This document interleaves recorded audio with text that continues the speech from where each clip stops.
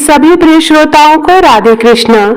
सरतिला एकादशी का व्रत आने वाला है। व्रत किस दिन रखा जाएगा, थोड़ा सा कंफ्यूजन है, तो हम तिथि जानेंगे कि व्रत किस दिन रखा जाएगा, साथ में पूजा मुहूर्त बताऊंगी, पारण किस दिन करना है, पारण का शुभ मुहूर्त बताऊंगी। तो वीडियो के साथ बने रहिएगा। स्वागत है, मैं भाविनी मिश्रा आप सभी के सुखी, स्वस्थ और मंगलमय जीवन की कामना करती हूँ। हमारे सनातन धर्म में सरतिला एकादशी का विशेष महत्व है। इस दिन तिल का 6 तरीके से उपयोग किया जाता है, जिसमें तिल से स्नान करना, तिल का उपटन लगाना, तिल से हवन करना, तिल से तर्पण करना, तिल का भोजन करना और तिलों का दान करना शामिल है। धार्मिक मान्यता के अनुसार सरतिला एकादशी व्रत करने से व्यक्ति को सभी पापों से मुक्ति मिलती है और धन समृद्धि में वृद्धि होती है। वही इस दिन किए गए दान पुण्य का भी विशेष महत्व होता है। जो भी आप पुण्य और दान करते हैं वो आज के दिन दुगना हो जाता है। इस बार जो सरतिला एकादशी है, बहुत ही शुभ योग बन रहे हैं इस दिन। चलिए जानते हैं कि सरतिला एकादशी का व्रत किस दिन रखा जाएगा। तो पंचांग के अनुसार माघ मास की कृष्ण पक्ष की एकादशी तिथि की जो शुरुआत है वह 13 जनवरी 2026 को दोपहर 3:16 पर होगी।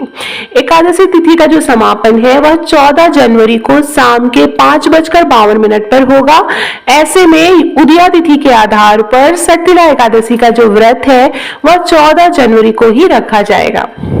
और इसी दिन मकर संक्रांति भी पड़ रही है, तो मैं भी आपको बताऊंगी कि खिचड़ी किस दिन बनाएंगे कि नहीं बनाएंगे, क्योंकि चावल खाना वर्जित होता है एकादशी के दिन। तो क्या करेंगे अभी मैं आपको आगे बताऊंगी। सरतिला एकादशी का जो पूजा का शुभ मुहूर्त है वह सुबह सुबह है। सरतिला एकादशी के दिन ब्रह्म मुहूर्त 5:28 से लेके सुबह के 6:22 तक है। इस समय आप स्नान आदि से निवृत्त होकर सरतिला एकादशी का व्रत और विष्णु भगवान की पूजा का संकल्प ले सकते हैं। सरतिला एकादशी के दिन बहुत ही ज्यादा अच्छा शुभ योग बन रहा है। इस दिन एकादशी पर सर्वार्थ सिद्ध योग और अमृत सिद्ध योग बन रहा है। इन दोनों योगों में पूजा करने से जो भी आप पुण्य का कार्य करेंगे वो दुगना हो जाएगा। साथ ही जो पूजा है उसका अच्छा पुण्य आपको प्राप्त होगा। पारण की बात करेंगे, सरतिला एकादशी का जो पारण है वह 15 जनवरी 2026 को किया जाएगा। पारण के लिए शुभ मुहूर्त है सुबह के 7:14 से लेके सुबह के 9:22 के बीच में आप पारण कर लेंगे।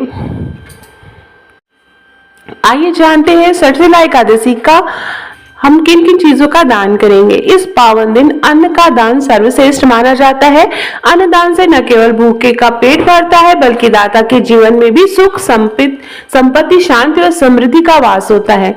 इस शुभ अवसर पर आप कोई भी सेवा संस्थान में जाकर आप दीन, दुखी और निर्धन बच्चों को भी भोजन करा सकते हैं। सरतिला एकादशी त्याग और सेवा के मार्ग पर चलने की प्रेरणा देती है। तो इस दिन आप घी का दीपक प्रज्वलित कर सकते हैं, तिल का दान अवश्य करें। और मैं आपको बता दूं कि इस दिन जो है तिल के 6 प्रकार से उपयोग किए जाते हैं। धर्म ग्रंथों में सरतिला एकादशी पर तिल के 6 उपयोग बताए गए हैं। जैसा कि मैंने शुरू में भी बताया है आपको, तिल मिश्रित जल से स्नान करना चाहिए। क्या फल मिलता है? स्नान के जल में काले तिल मिलाकर स्नान करने से शारीरिक और मानसिक शुद्धि होती है। तिल का उपटा लगाना चाहिए, यह शरीर को पवित्र करता है और नकारात्मकता को दूर करता है। हवन करना चाहिए तिल का। अग्नि में तिल अर्पित करके देवताओं की कृपा आप प्राप्ति कर सकते हैं। तिल से तर्पण करना चाहिए। पितरों को प्रसन्न करने के लिए आप तिल युक्त जल से अर्पित करें, पितृदोष दूर होता है। भोजन में तिल का सेवन जरूर करें। तिल युक्त भोजन प्रसाद के रूप में ग्रहण करें। तिल के लड्डू खा सकते हैं, गजक खा सकते हैं।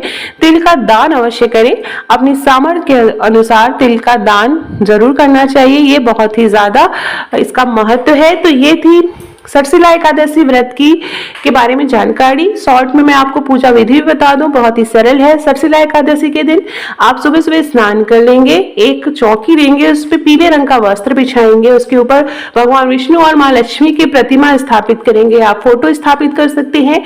उसके बाद भगवान को पीले रंग का पुष्प अर्पित करेंगे, जल अर्पित करेंगे, तुलसी अर्पित करेंगे और अक्षत की जगह आप तिल का प्रयोग करेंगे। तिल से बने लड्डू आप चढ़ा सकते हैं, या तिल भगवान को जरूर चढ़ाएं सरसिला एकादशी के दिन, और कुछ दक्षिणा निकालेंगे।